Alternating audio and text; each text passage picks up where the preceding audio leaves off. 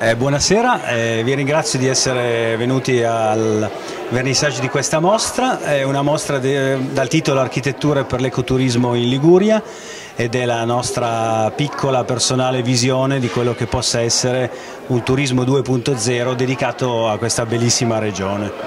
Ecco, io trovo l'idea bellissima, anche l'aspetto estetico bellissimo, innovativo. Le domande sono un po' tecniche.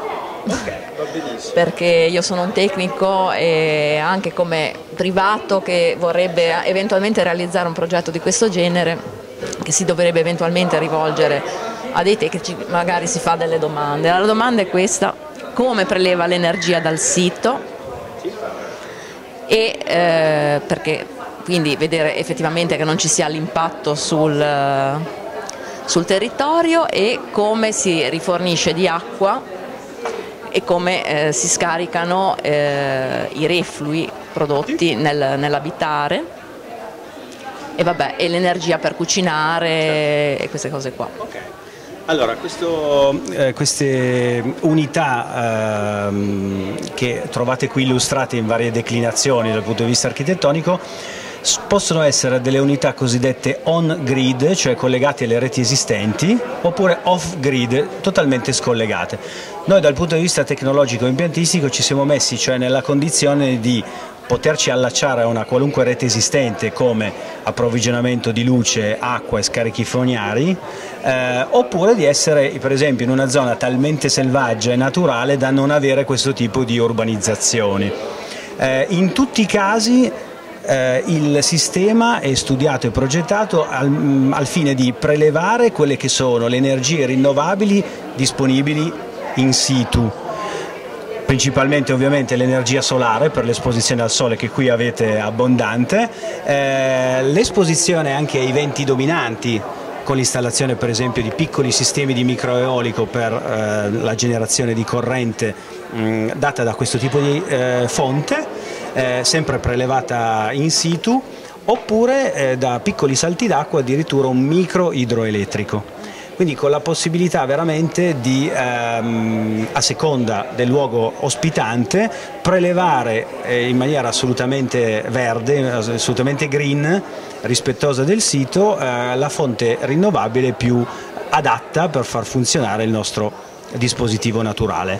Per quanto riguarda l'approvvigionamento dell'acqua, può avvenire nel caso dei sistemi on-grid attraverso la rete idraulica comunale. Nel caso invece di sistemi off-grid, quindi totalmente autonomi da questo punto di vista, le unità vengono predisposte con dei serbatoi di acqua che quindi in un certo senso vincolano anche la durata dell'utenza dell'architettura stessa. Infatti un po' il claim di queste architetture è short stay smart living, ovvero soste brevi, limitate nel tempo, per una vita intelligente. È sufficiente pertanto garantire la possibilità di avere dei cicli di approvvigionamento di queste risorse, in questo caso la risorsa idrica, in maniera tale che l'utente non ne resti sprovvisto. Per quanto riguarda infine le acque reflue, quindi gli scarichi, anche qui se siamo collegati a una rete esistente ci attacchiamo alla fognatura comunale, oppure se siamo in un sistema off-grid è possibile raccogliere come un comune bagno chimico le scorie, con, mi sento di aggiungere, la possibilità di utilizzare queste scorie per la fertilizzazione del territorio circostante. Ci sono dei casi in cui abbiamo per esempio dei punti degustazione che sono alla fine dotati di veri e propri biodigestori che hanno la caratteristica di recuperare queste scorie trasformandole da una parte in un residuo fisso organico che viene utilizzato come fertilizzante e da un residuo gassoso che addirittura viene utilizzato come biogas per la produzione di energia. Quindi il ciclo viene chiuso in questo senso. Ecco, mi piace molto l'ultima parte del biodigestore collegato a un certo quantitativo di produzione, certo. e li avete già realizzati e quindi siete riusciti ad avere le autorizzazioni per installare questi impianti? Sì, allora sorprendentemente ne abbiamo già fatte, lavorando in tutta Italia le situazioni, come potete immaginare, sono abbastanza campanilistiche, comune per comune, l'approccio può essere differente, però quelle che sono state realizzate sono state tutte realizzate attraverso un normale permesso di costruire. Questo significa che l'oggetto che vedete rappresentato poi nelle fotografie, che rappresenta l'oggetto reale costruito, di fatto è un sistema on-grid, cioè completamente collegato ai sistemi esistenti, sia come approvvigionamento di energia elettrica, sia come approvvigionamento di acqua e sia come scarichi fognari. Noi dal punto di vista progettuale ci siamo portati avanti con la tecnologia, ovvero se un comune, un ufficio tecnico comunale ci facesse l'osservazione che in un determinato ambiente naturale non ci sono urbanizzazioni esistenti, noi siamo in condizione di posizionarci in maniera completamente reversibile e ad impronta zero sul suolo in quel determinato paesaggio. Ci siamo già messi tecnologicamente nella condizione di poter avere già la risposta pronta in quel caso lì specifico, che non si è ancora palesato. Ecco, quindi i comuni non hanno ancora richiesto un villaggio o una soluzione scollegata dalla rete? No. Anche perché probabilmente ci sono delle complicazioni autorizzative per gli scarichi e per queste cose, perché forse la normativa non so se prevede.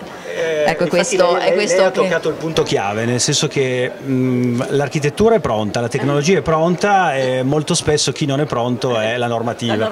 E quindi tante volte in parecchi comuni nei quali veniamo chiamati ad operare manca proprio un riferimento a un quadro normativo chiaro. Certo. Manca un riferimento a un quadro normativo chiaro che inquadri questo tipo di architettura in maniera univoca, laddove rimane un margine di aleatorietà. Da una parte hai il buon cuore del tecnico che capisce che stiamo veramente facendo un'operazione intelligente, no? Di rilancio anche di alcune zone del nostro paesaggio, in questo caso il paesaggio ligure, dall'altra parte, ripeto, c'è tante volte la mancanza di informazioni o anche il timore di innescare per primi, no? un determinato tipo di autorizzazione che purtroppo in alcune regioni italiane ci penalizza. Speriamo che non sia il caso della Liguria, ripeto, abbiamo tanti progetti in corso e l'intenzione è quella di costruirli e di raccontarli alla prossima mostra dedicata proprio all'ecoturismo in Liguria. Speriamo e vi seguiamo in futuro. Grazie. È stato un piacere. Grazie di essere venuti.